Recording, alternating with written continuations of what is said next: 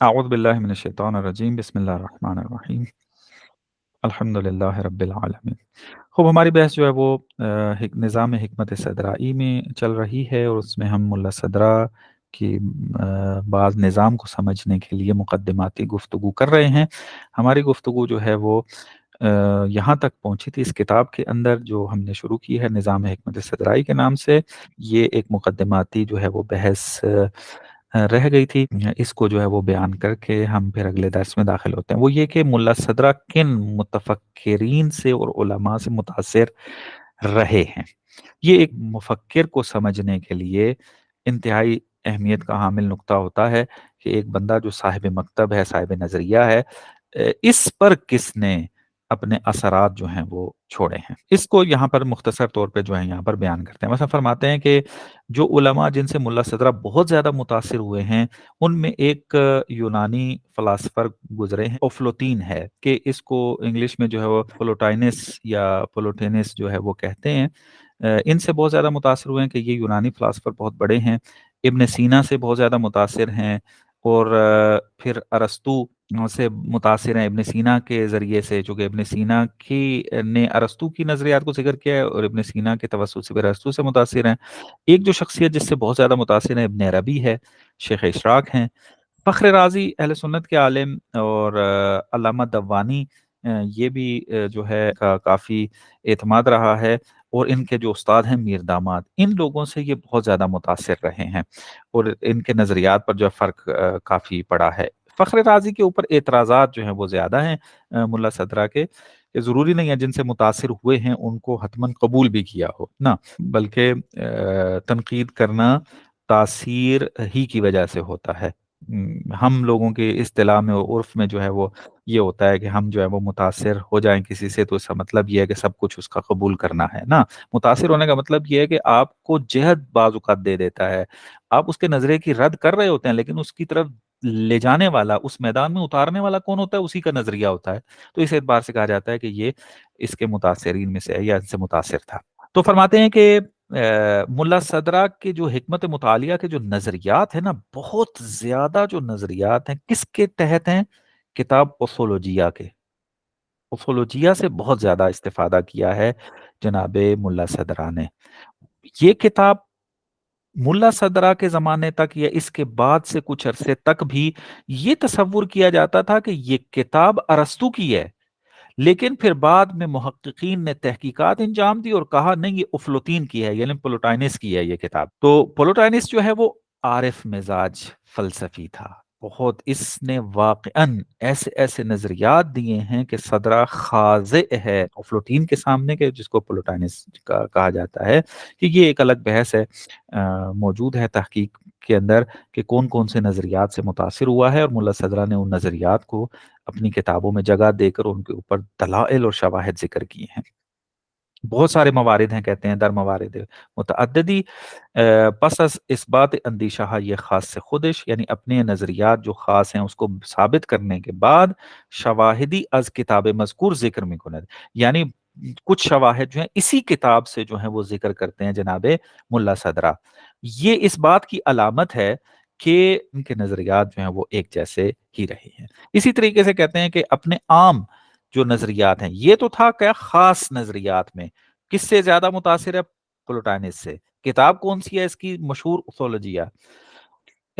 لیکن جو عمومی جو دوسرے نظریات فلسفی پائے جاتے ہیں، ان میں جو ہے بہت زیادہ ابن سینا سے متاثر ہے۔ متاثر ہونے کا مطلب یہ نہیں ابن سینا کی سارے نظریات کو مانا ہے، یہ اطمینان ذہن کے اندر رکھنا ہے، بلکہ متاثر ہونے سے مراد یہ ہے کہ اس پر نگاہ تھی، بہت زیادہ اہمیت دیتے تھے جناب ملا صدرہ، ان کی عبارتوں سے استفادہ کرتے تھے، ان کے نظریات کی تحلیل کرتے تھے، اور بہت ساری جگہ پر اتفاق کرتے تھے اور بعض جگہ پہ جو ہے ان سے اختلاف کرتے تھے۔ پھر اس کے ذریعے ارسطو کے سے بھی جو ہے وہ متاثر ہوتے تھے۔ حتیٰ ابن سینا کے بارے میں جو تعبیریں استعمال کرتی ہیں وہ یہ ہے کہ ذکاؤہ الذی لا یعدل بہ ذکاء، کہ ابن سینا کی جو ہوشیاری ہے، ابن سینا کی جو ذکاوت ہے، جو ذہانت ہے، اس کے برابر کوئی ذہانت نہیں پائی جاتی۔ اسی طریقے سے جناب ابن سینا کو فاضل و فلاسفہ کے نام سے تعبیر کرنا، افضل و فلاسفہ متاخرین کے نام سے یاد کرنا، رئیس الفلاسفہ کے نام سے یاد کرنا، راسخین فی الحکمہ کے نام سے یاد کرنا، تو یہ تعبیریں ہیں جو یہ ابن سینا سے جو ہے وہ ابن سینا کے بارے میں جو ہے وہ استفادہ کرتے ہیں۔ خوب یہ انہوں نے پھر مطالب جو ہیں وہ بیان کیے ہیں ابن سینا کے کہ آپ خود اس کو اسٹڈی کر لیں گے۔ پھر یہاں پر آ کر کہتے ہیں جو عرفانی نظریات ہیں اس میں جناب ملا صدرہ کیا ہے، ابن عربی سے سب سے زیادہ متاثر ہے، جگہ جگہ پر اپنی کتابوں میں ابن عربی سے استفادہ کرتے ہیں اور ان کی عبارات کو جو ہے وہ لے کر آتے ہیں۔ ابن عربی کہتے ہیں کہ ابن عربی جو ہے اس کی نظریات سے استفادہ کرتے ہیں فلسفی مشکلات کو حل کرنے کے لیے، کہ جب تفصیل سے ملا صدرہ کے مباحث میں آپ داخل ہوں گے تو وہاں پر آپ کو بعض جگہ نظر آئے گا، شاید اس کتاب میں تو اس کا جھلک نظر نہ آئے، لیکن دوسری جو اس کی اپنی خاص کتاب ہے ملا صدرہ کی اس میں یہ جھلک نظر آتی ہے۔ خوب بعض اوقات کیا کرتے ہیں، کشف و شہود کو مسئلہ فلسفی کے اندر بے منزلہ معید کے طور پر بھی جو ہے وہ استفادہ کرتے ہیں۔ پھر تیسری جو شخصیت یہاں پر بیان کرتے ہیں وہ یہ کہ شیخ اشراق سے متاثر ہیں، ان کی جو روش ہے حکیمانہ اس سے متاثر ہیں۔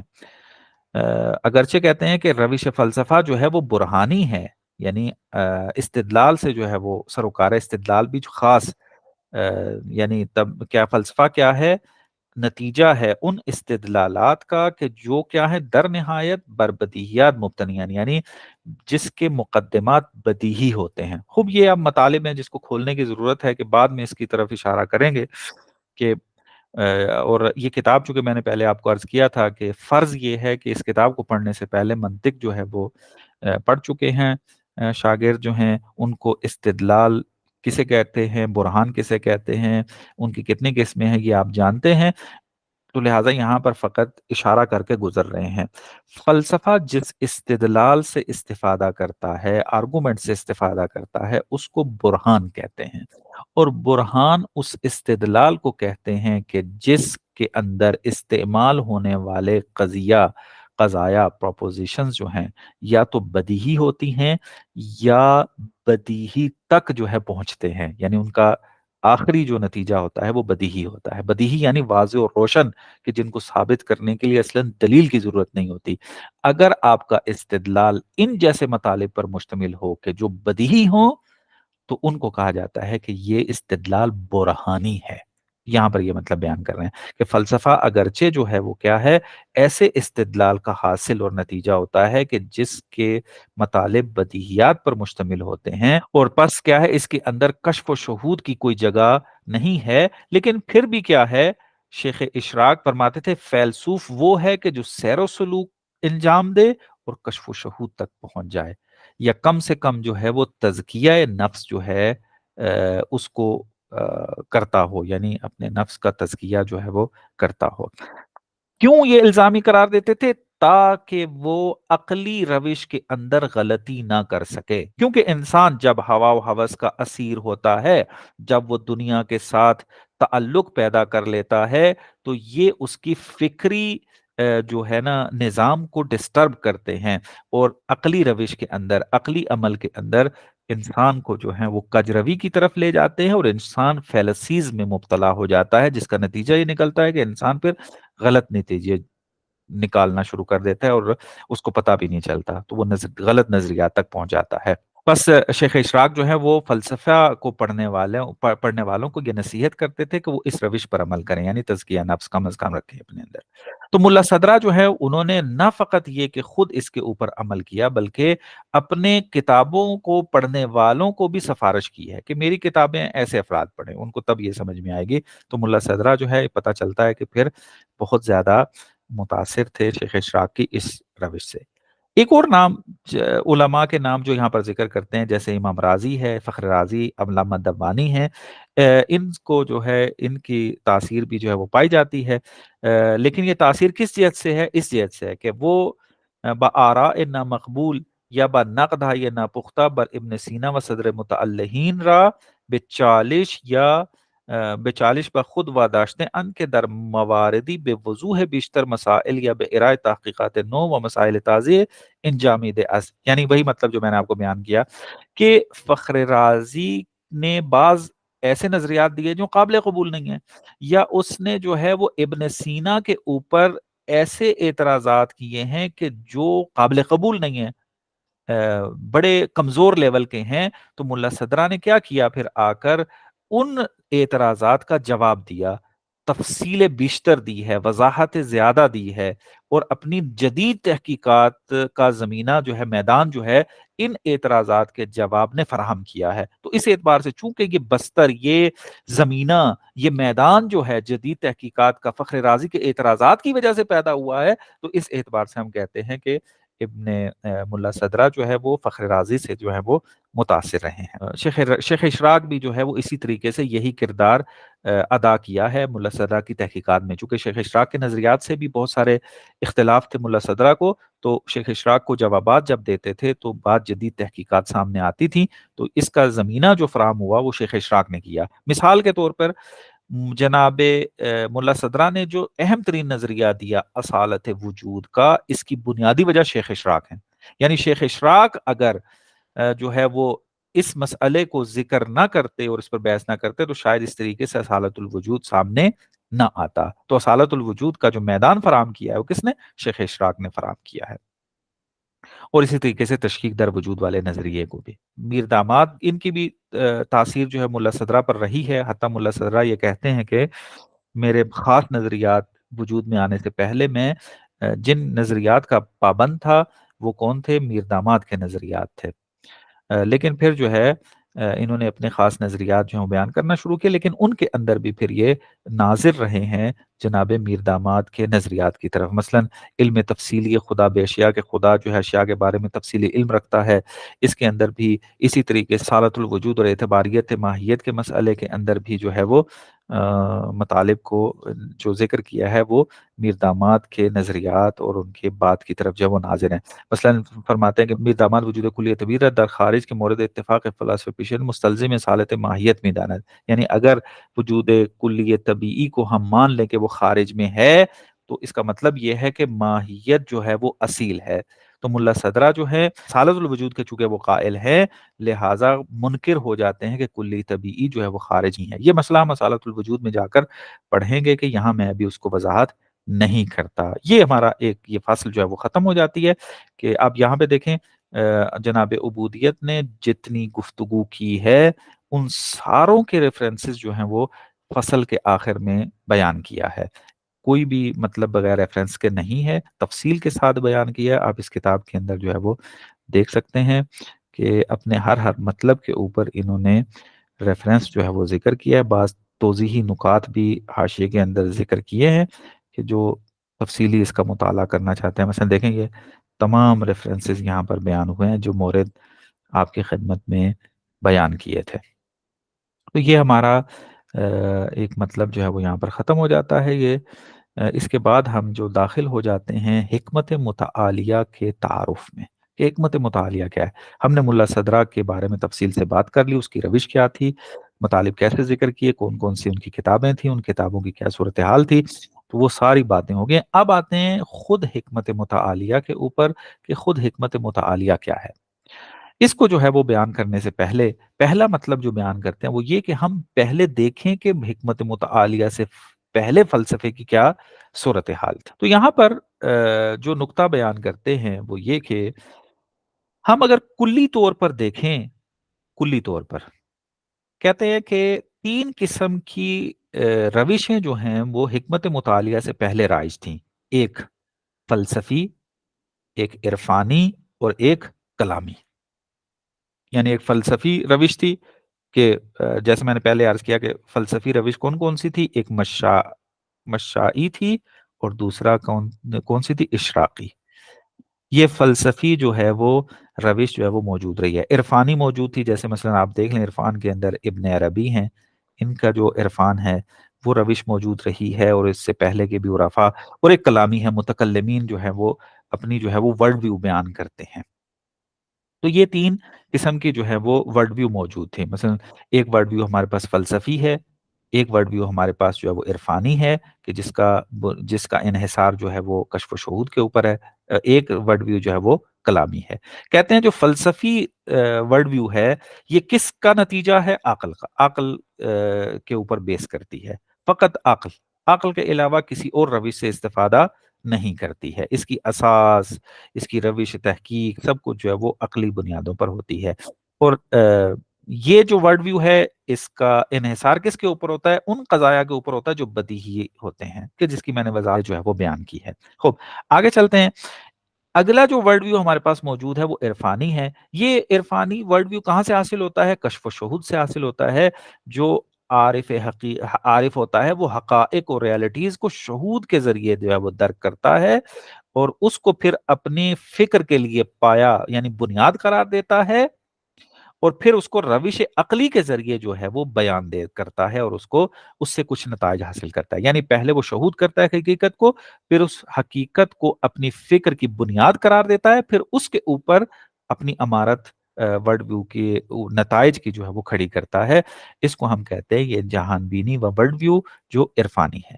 جہان بینی کلامی کیا ہے؟ اس میں زیادہ جو ہے وہ نقل سے استفادہ ہوتا ہے، یعنی احادیث سے استفادہ کرتے ہیں، روایہ اپنا آیات سے استفادہ کرتے ہیں، اور اس قسم کی نتائج ہیں کہ علم کلام سے آپ آشنا ہیں۔ یہاں پر متکلمین کی جو ذمہ داری بیشتر کیا ہوتی ہے؟ دفاع کرنا، دین کے جو عقیدتی نظام ہے، عقائد ہیں، ان کو دفاع کرنا ہے جو قرآن و سنت کے اندر جو ہے وہ موجود ہیں۔ تو اب اس ذمہ داری کو انجام دینے کے لیے متکلم کبھی جو ہے وہ عقل سے استفادہ کرتا ہے، کبھی جو ہے وہ نقل یعنی روایات اور آیات سے استفادہ کرتا ہے، اور ہر وہ روش کے جو اس کو فائدہ دیتی ہے اس سے استفادہ کرتا ہے، جو کبھی جو ہے وہ برہان سے یعنی استدلال کے جو برہانی ہے اس سے استفادہ کرتا ہے، اور کبھی جدل سے کام لیتا ہے، یعنی جدلی روش کو اپناتا ہے۔ جدلی روش سے کیا مراد ہے؟ یعنی انسان جو ہے اپنے خصم، اپنے مد مقابل کے مطالب کو کہ جس کو وہ قبول کرتا ہے، اس کو اپنے استدلال کا حصہ بنا کر اسی کو جواب دیتا ہے۔ جیسے مثلا مناظروں کے اندر آپ نے دیکھا بھی ہے، تو ہم کہتے ہیں آپ یہ بات مانتے ہو؟ کہتے ہیں ہاں مانتا ہوں۔ اگر یہ مانتے ہو تو پھر اس کا نتیجہ بھی یہ ہے، نکلتا ہے، اس کو مانو۔ اس کو کہتے ہیں جدلی روش جو ہے۔ تو متکلم جو ہے وہ ان سارے روشوں سے استفادہ کرتا ہے چونکہ اس نے عقائد کا دفاع کرنا ہے۔ یہ تو تھی تین بڑی روشیں ورڈ ویو کے جو موجود رہی ہیں۔ اب ان کے اندر کون سا اختلاف پایا جاتا ہے اس کی طرف اشارہ کرتے ہیں کہ ہم پہلے اس بات پہ تذکرہ کر چکے ہیں، جلدی جلدی اس کے آگے گزرتے ہیں۔ ورڈ ویو جو فلسفی ہے خود کیا ہے؟ حکمت مطالعہ سے پہلے دو مشرب رکھتا ہے، ایک ہے اشراقی مشائی اور ایک ہے اشراقی۔ مشائی روش کے اندر جو ہے وہ ابن سینا سب سے بڑا نام آتا ہے، اور اشراقی روش کے اندر سب سے بڑا نام جو ہے وہ شیخ شہاب الدین سہروردی کا آتا ہے۔ ان کے درمیان فرماتے ہیں کہ جو مشائی نظام ہے ابن سینا کا اور اشراقی نظام ہے، ان کے درمیان جو ہے اختلاف اگرچہ پایا جاتا ہے، تفاوت پایا جاتا ہے، اسی وجہ سے دو روشیں کہا جاتا ہے، لیکن یہ اختلاف اتنا زیادہ نہیں ہے کہ آپ کہیں کہ یہ آپس میں بالکل متضاد ہیں، ٹکراتی ہیں، ان کا آپس میں کوئی جو ہے وہ ربط نہیں ہے نا، ایسا نہیں ہے۔ نظریات فرق کرتے ہیں، لیکن پھر بھی یہ کیا ہے؟ فلسفی روش کے، فلسفی ورڈ ویو کے ذیل میں ہی آتے ہیں، فلسفی ورڈ ویو کے ذیل میں آتے ہیں، فلسفی ورڈ ویو سے باہر نہیں نکلتے۔ اسی وجہ سے ہم اس کو ایک قرار دے رہے ہیں، دو ہونے کے باوجود ہم اس کو ایک چھتری کے نیچے بیان کر رہے ہیں۔